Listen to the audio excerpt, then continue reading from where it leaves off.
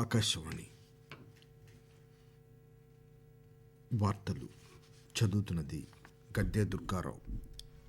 మహాకుంభ్ సంప్రదాయం వేల సంవత్సరాలుగా భారతదేశ జాతీయ చైతన్యాన్ని పునరుజ్జీవింపచేస్తోందని, దేశానికి సమాజానికి కొత్త మార్గాలను సూచిస్తోందని ప్రధానమంత్రి నరేంద్ర మోదీ అన్నారు. మన దేశంలో పర్యటనకే యూరోపియన్ కమిషన్ అధ్యక్షురాలు ఊర్సులా వ్యాన్ డెర్ లెయన్ ఈ మధ్యాహ్నం ఢిల్లీ చేరుకున్నారు. ముంబైలో మే 1 నుంచి 4 వరకు వేవ్స్ సదస్సు జరుగుతుందని, ఇందులో మీడియా, వినోదం మొదలైన అంశాలపై చర్చలు జరుగుతాయని కేంద్ర సమాచార ప్రసార మంత్రిత్వ శాఖ కార్యదర్శి సంజయ్ జాజు తెలిపారు.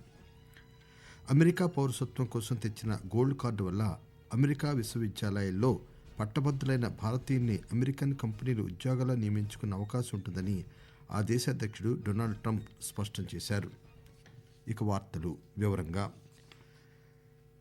ప్రయాగ్రాజ్లో మహాకుంభ్ సంప్రదాయం వేల సంవత్సరాలుగా భారతదేశ జాతీయ చైతన్యాన్ని పునరుజ్జీవింపచేస్తోందని, దేశానికి సమాజానికి కొత్త మార్గాలను సూచిస్తోందని ప్రధానమంత్రి నరేంద్ర మోదీ అన్నారు.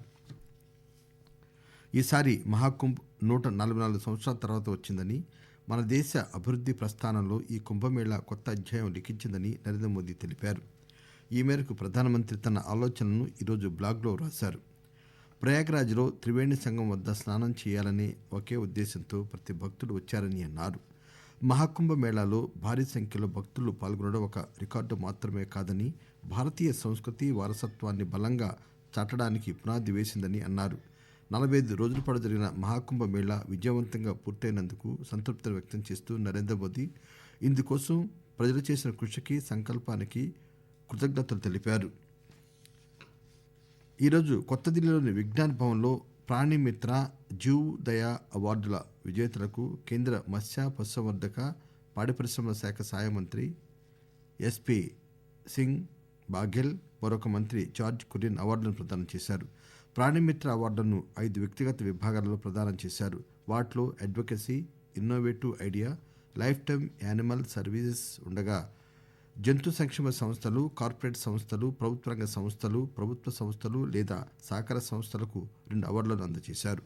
జీవ్ దయా అవార్డును వ్యక్తి, జంతు సంక్షేమ సంస్థ, పాఠశాలలు, సంస్థలు, ఉపాధ్యాయులు, పిల్లలకు ప్రదానం చేశారు. మన దేశంలో పర్యటనకే యూరోపియన్ కమిషన్ అధ్యక్షురాలు ఊర్సులా వ్యాన్ డెర్ లెయన్ ఈ మధ్యాహ్నం ఢిల్లీ చేరుకున్నారు. European union college of commissioners మన దేశంలో పర్యటించడం ఇదే మొదటిసారి. కేంద్ర ఆరోగ్య కుటుంబ సంక్షేమ శాఖ సహాయ మంత్రి Anupriya Patel Ursula von der Leyen కు విమానాశ్రయంలో స్వాగతం పలికారు. ఈ సాయంత్రం విదేశాంగ మంత్రి డాక్టర్ జయశంకర్ ఊర్సులాను కలుస్తారు. ప్రధానమంత్రి నరేంద్ర మోదీ రేపు యూరోపియన్ కమిషన్ అధ్యక్షుడితో ప్రతినిధి బృందం స్థాయి చర్చలు జరుపుతారు. 27 EU కమిషనర్లలో 22 మంది 2 రోజుల పాటు మన దేశంలో పర్యటిస్తున్నారు. కేంద్ర హోంమంత్రి అమిత్ షా ఈరోజు సామాజిక సంస్కర్త నానాజీ దేశ్ముఖ్ వర్ధంతి సందర్భంగా నివాళులర్పించారు. దేశ్ముఖ్ 15వ వర్ధంతి సందర్భంగా జరిగిన కార్యక్రమంలో అమిత్ షా ప్రసంగించారు. కళ, రాజకీయాలు, పరిశ్రమలు, సేవా రంగాలలో నానాజీ దేశ్ముఖ్ చేసిన కృషిని గుర్తు చేసుకుంటూ ఈ రంగాలన్నింటిలోనూ నానాజీ చెరగని ముద్ర వేశారని అమిత్ షా అభివర్ణించారు.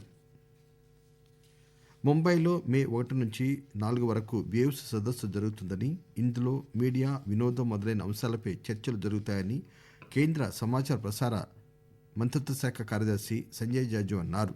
ఈరోజు బెంగళూరులో ఏవీజీసీ రంగానికి సంబంధించిన GIFX ఈవెంట్ ప్రారంభోత్సవంలో సంజయ్ జాజు మాట్లాడుతూ, వేవ్స్ సదస్సు కంటెంట్ సృష్టికర్తలు, సాంకేతిక నిపుణులకు అవకాశాలు కల్పిస్తుందని, ప్రపంచవ్యాప్తంగా మీడియా, వినోద పరిశ్రమలో భారతదేశం వాటా కేవలం 2% మాత్రం ఉందని వివరించారు. ముంబైలో వచ్చే ఏప్రిల్ 1 నుంచి Indian institute of creative technology సంస్థ తాత్కాల్ క్యాంపస్ నుండి పనిచేస్తుందని సంజయ్ జాజు తెలియజేస్తూ, There are so many people who have the knowledge of doing comic writing or converting a comic into an anime. This is the kind of energy that our country has, and all this is getting translated into the large number of creators who have come in. These challenges are now 32. Seeing the growth, we have also expanded the time limit for submissions so that our jury members also get adequate time for shortlisting them. And I would urge all of you here to spread the word around for encouraging more and more creators to become part of Create in India Challenge. Akashvani వార్తలు వింటున్నారు. Nobel బహుమతి గ్రహీత sir C V Raman జన్మదినం సందర్భంగా తిరుచిరాపల్లిలో science Viksit Bharat అవగాహన ర్యాలీని కేంద్ర యువజన వ్యవహారాలు క్రీడల శాఖ మంత్రి మన్సుఖ్ మాండవీయ ఈరోజు దృశ్యమాధ్యమం ద్వారా ప్రారంభించారు. యువజన వ్యవహారాలు క్రీడల మంత్రిత్వ శాఖ నిర్వహించిన ఈ కార్యక్రమం తిరుచిరాపల్లిలోని నేషనల్ స్కూల్ గ్రౌండ్లో జరిగింది. 4,000 మంది పైగా విద్యార్థులు, ఎన్ఎస్ఎస్, ఎన్వైకేఎస్ వాలంటీర్లు పాల్గొన్నారు. ఈ ర్యాలీని ఎన్ఐటి తిరుచి డైరెక్టర్ డాక్టర్ అఖిల జెండా ఊపి ప్రారంభించారు. ఈ కార్యక్రమంలో స్వచ్ఛత, పరిశుభ్రత ప్రచార కార్యక్రమాలు, యోగా సెషన్లు, సైన్స్ పోటీలు, సివి రమన్ జీవితంపై అతిథి ఉపన్యాసాలు కూడా నిర్వహించారు.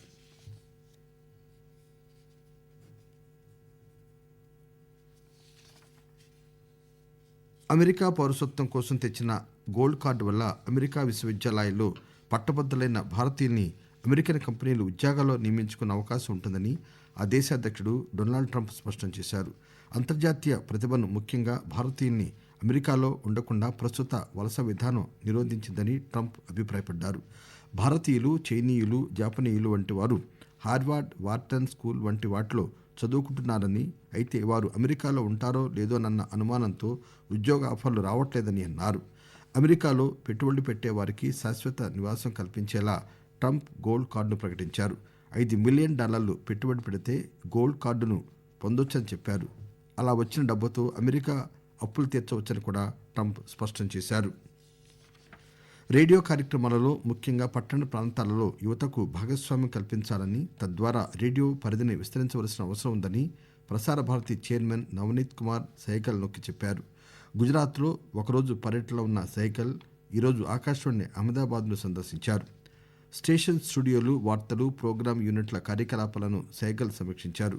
ఎఫ్ఎం నెట్వర్క్ను విస్తరించడం, ఎఫ్ఎం డిజిటల్ ఉనికిని పెంచడం ద్వారా ప్రసార భారతి ఉనికిని పెంచుకోవడానికి కొనసాగుతున్న కృషిని సైగల్ ఈ సందర్భంగా వివరించారు.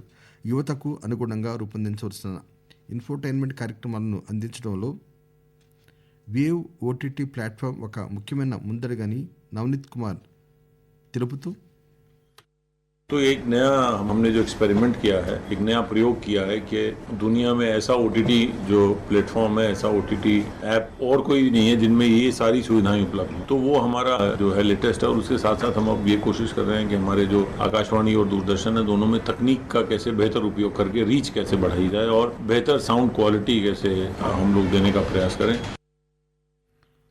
క్రికెట్ ఐసీసీ పురుషుల ఛాంపియన్స్ ట్రోఫీ మ్యాచ్ల్లో భాగంగా ఈరోజు రావల్పిండి క్రికెట్ స్టేడియంలో పాకిస్తాన్, బంగ్లాదేశ్ మధ్య జరగాల్సిన మ్యాచ్ వర్షం కారణంగా రద్దయింది. 29 సంవత్సరాల్లో తొలిసారిగా ఐసీసీ టోర్నమెంట్ నిర్వహిస్తున్న పాకిస్తాన్ ఈ టోర్నమెంట్లో ఇప్పటివరకు ఒక్క విజయం కూడా సాధించలేదు. బంగ్లాదేశ్ కూడా అదే దారిలో ఉంది. 2 జట్లకు 1 పాయింట్ మాత్రమే లభించింది.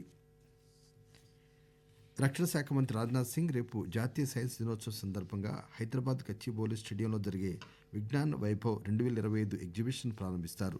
ముఖ్యమంత్రి రేవంత్ రెడ్డి కూడా ఈ కార్యక్రమంలో పాల్గొంటారు.